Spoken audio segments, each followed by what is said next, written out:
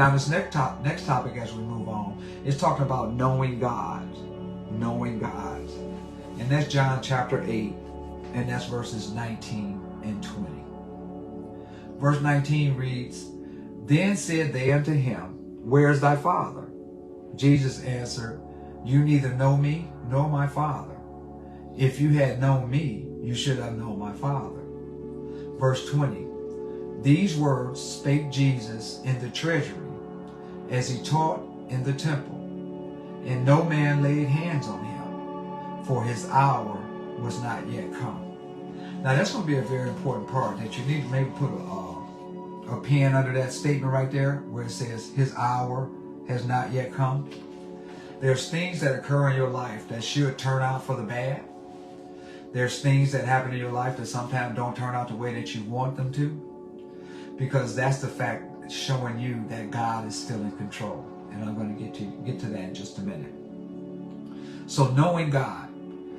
If Jesus was going to claim his Father as his witness, the Pharisees wanted to know where he was. They would like to interview him. They were thinking, as usual, in human terms only. So they asked about his earthly father. So they're looking for God to be somewhere around in order to be able to support what Jesus was saying. Since they had rejected Jesus' message and claims of deity, remember I used that definition deity on last week, where it's talking about Jesus claimed that he was a god or a goddess. That's what deity means. They could not understand how God could be Jesus' Father. Jesus replied that the question itself revealed their ignorance. Another definition, as I just gave you the definition of deity, I want to give you the definition of ignorance because we use that sometimes and we don't use it in the proper term or the proper time. So ignorance is not making somebody to be a bad person. And sometimes people are ignorant because they have a lack of knowledge or information. And so that's when we use the word ignorance. There's a lot of people that we come encounter with that they're ignorant, and it's sometimes not a fault of their own. It's because of their lack of knowledge or information. They did not know him or his Father. If they had known him, they would have known his Father too. Some people don't know who Jesus is. So some people don't believe what you say. And that's sometimes because of their ignorance. But if we have the information to give them, then we educate them on who Jesus Christ is.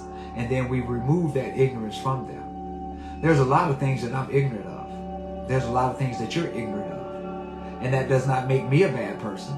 And it doesn't make you a bad person. When you're talking with someone and they're not understanding what you're saying, sometimes you have to realize and think, are they playing this thing? Are they faking? Or are they really ignorant of the situation? So that was just a station break. I wanted to fill you in on that ignorant, okay?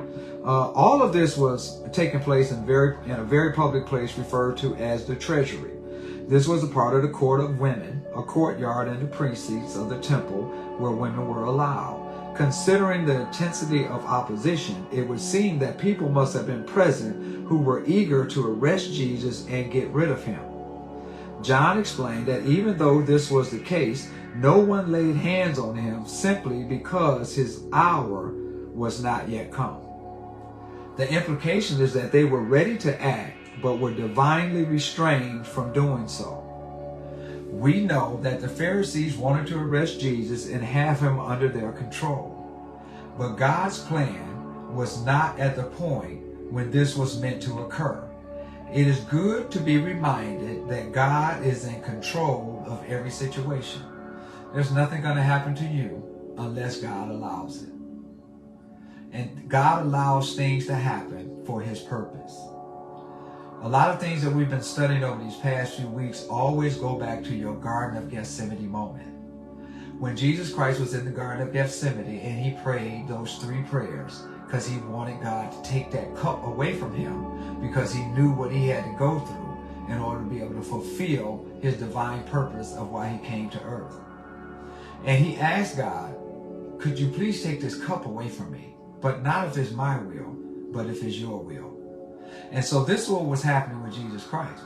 Jesus Christ was going through the temples. Jesus Christ was dealing with the Pharisees. Jesus Christ was preaching the word of life. Jesus Christ was telling people that he is the light of the world. Jesus Christ was telling people that he is the bread of life.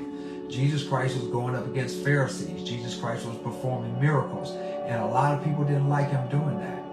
A lot of people wanted to arrest him so that they can have control of him. A lot of people wanted to arrest Jesus so they can be able to put him to death. But his time had not yet come.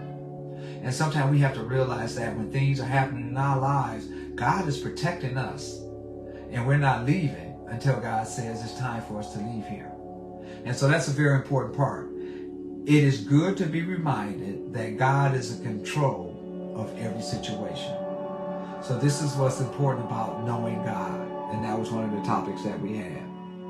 Now, as we continue to move on in this lesson, I want to go to the last topic of this lesson, and we should be able to conclude in this lesson. And the last topic that we're talking about is the offer of escape from darkness. The offer of escape from darkness. Because the title of this lesson is talking about Jesus being the light of the world. And with Jesus being the light of the world, we talked about in last week's lesson, that if you follow me, then you will be able to receive the light of life. And I want us to go back to that.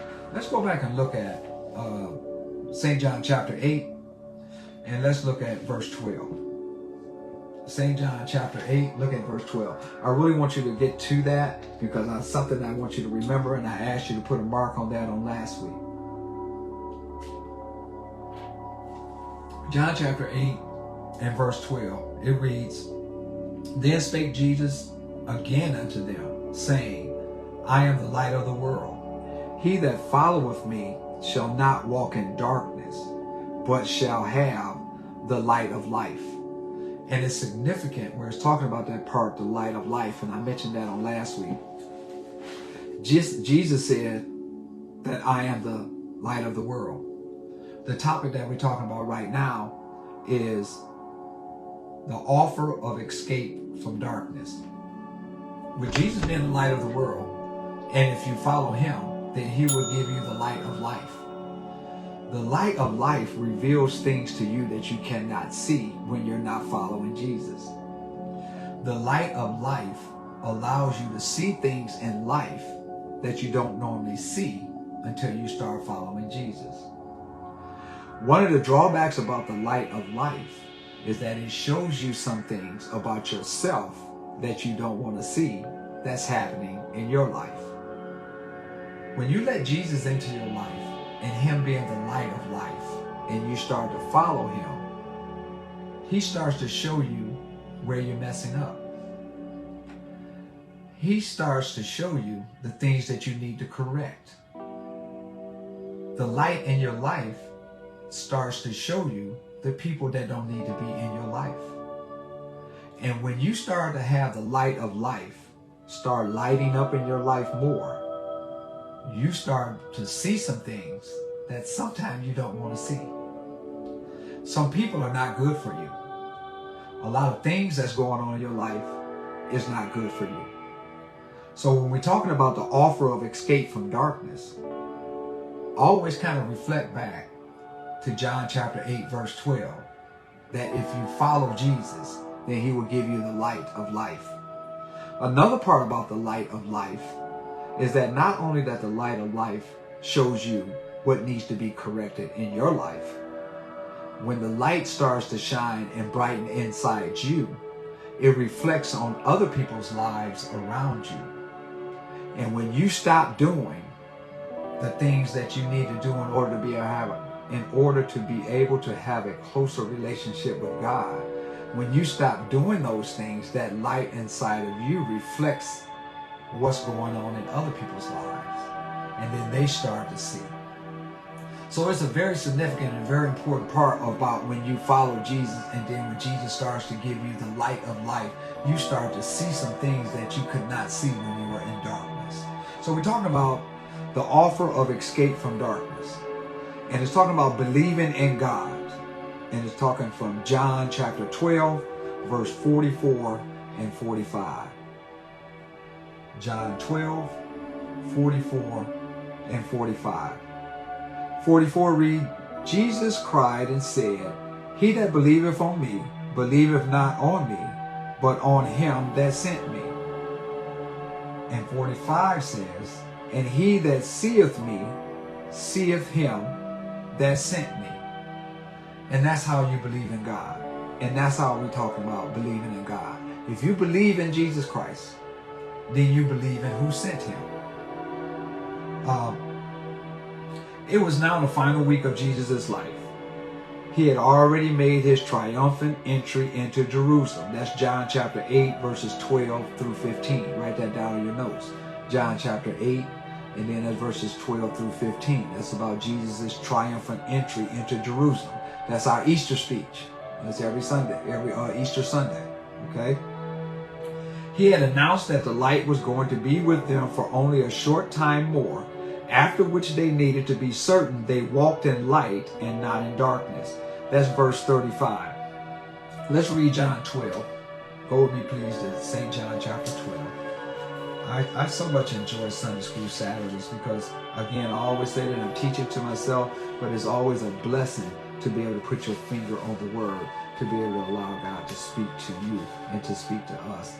John chapter 12, and let's look at verse 35. And it talks about Isaiah's prophecies fulfilled. I said John 12 and 35. It talks about Jesus predicts his crucifixion.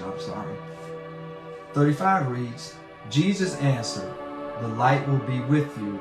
Walk while you have the light, so that darkness doesn't overtake you. The one who walks in darkness doesn't know where he is going. That's very important.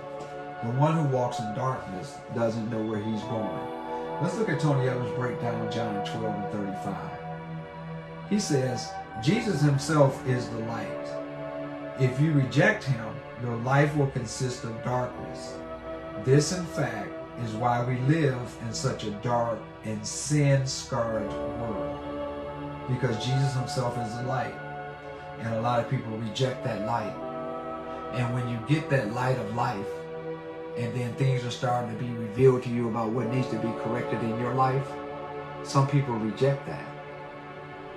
And then sometime when the light that's inside of you starts to reflect on other people to show what's going on in their lives and what they need to change in order for them to have a better walk with Jesus Christ, some people reject that. See, so everybody's not going to receive it. And everybody don't want it. Because, you know, sometimes walking in that darkness is fun. Sin is fun. I had a good time before coming to Christ. But now that I'm in Christ does not mean that I cannot continue to have a nice time.